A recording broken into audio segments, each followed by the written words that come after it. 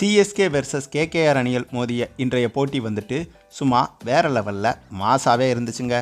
ஆமாங்க, இன்று இந்த போட்டி தொடங்கி டாஸை ஜெயிச்ச நம்ம சிஎஸ்கே அணி ஆமாங்க இந்த சீசனில் முதல் முறையாக ஒரு வழியாக டாஸை ஜெயிச்சிருக்காங்க நம்ம சிஎஸ்கே. இதுவரைக்கும் இந்த சீசனில் நம்ம ருத்ராஜ் கேப்டனாக பொறுப்பேற்றதுலேருந்து எந்த போட்டியிலையுமே டாஸை வின் பண்ணதே கிடையாதுங்க. ஸோ முதல் முறையாக இன்றைக்கி தான் டாஸை வின் பண்ணியிருக்காங்க.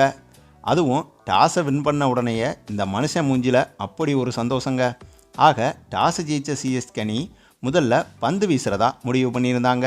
அதனைத் தொடர்ந்து பேட்டிங் செய்ய களமிறங்கிய நம்ம கேகேஆர் அணி பேட்ஸ்மேன்களுக்கோ நம்ம ஜோசியர் சொன்னது அப்படியே வேலை செய்ய ஆரம்பிச்சிச்சுங்க.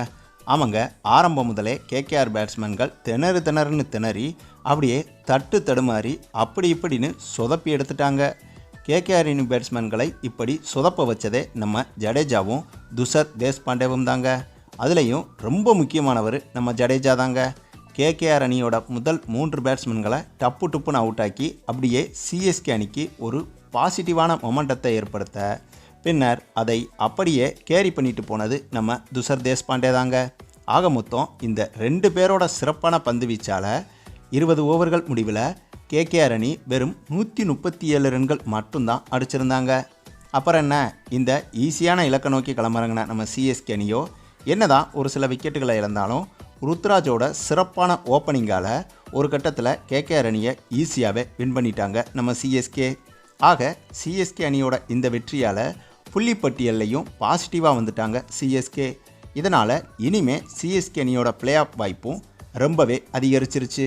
அதுவும் இதுவரையிலும் இந்த சீசனில் தோல்வியே அடையாத கேகேஆர் அணியவே முதல் முறையாக தட்டி எறிஞ்சிருக்காங்க நம்ம சிஎஸ்கே அணி. ஆகவே இந்த பாசிட்டிவ் இன்டென்ட்டை வச்சே நம்ம சிஎஸ்கே அடுத்தடுத்த போட்டிகள்லையும் பாசிட்டிவாக விளையாட இந்த வெற்றி சிஎஸ்கே அணிக்கு முக்கிய பங்காக அமையும். சரி, நீங்கள் சொல்லுங்கள், இன்றைக்கி நடந்த இந்த மேட்சை பற்றி நீங்கள் என்ன நினைக்கிறீங்கன்னு உங்களுடைய கருத்துக்களையும் கமெண்டில் தெரிவிங்க. மேலும் இந்த வீடியோ பிடிச்சிருந்தால் லைக் பண்ணுங்கள், மற்ற அனைவருக்கும் ஷேர் பண்ணுங்கள், மறக்காமல் நம்ம சேனலை சப்ஸ்கிரைப் பண்ணுங்கள்.